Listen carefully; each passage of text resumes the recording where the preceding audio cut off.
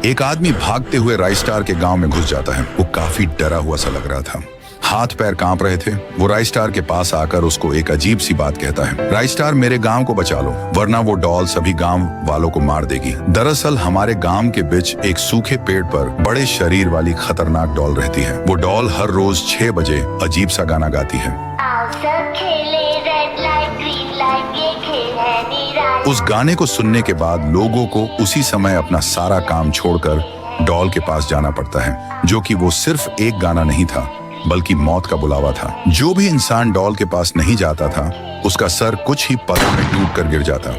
वह डॉल सभी गांव के लोगों से एक गेम खिलवाती है। ग्रीन लाइट बोलने पर हमको भागना होता है और रेड लाइन बोलने पर रुकना पड़ता है। जो भी नहीं रुकता वो मारा जाता। जिंदा बचने के लिए टाइम से एक लाइन पार करनी होती है और गांव से कोई भाग नहीं सकता। मैं तुम्हारे गांव में बड़ी मुश्किल से आया हूँ। गन चुरा के मैंने डॉल के बॉडीगार्ड को मारा और बड़ा दरवाजा पार करके तुम्हारे गांव आया, इस आस में कि राइस्टार हमारी मदद कर सकता है। इस आदमी की बात सुनकर राइस्टार के रोंगटे खड़े हो गए, पर फिर भी वो गांव की मदद करने के लिए राजी हो गया। फिर क्या था, राइस्टार तुरंत डॉल के सामने आ पहुंचा और पेपर पेंसिल निकाल के पेपर पर डॉल का चित्र बनाता है।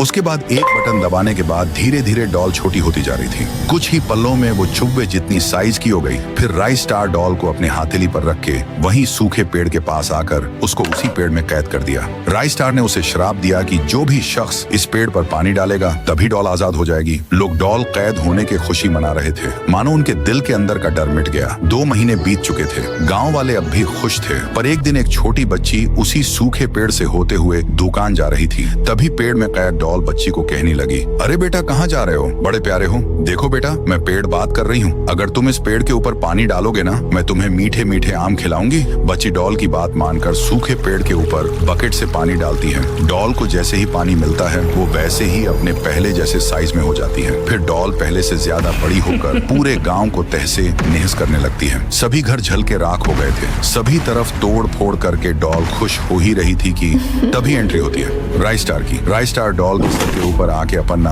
पावरफुल भाले को निकालता है और उसके सर में घुसा देता है। डॉल के बदन में आजू बाजू से 2 हिस्से हो जाते हैं।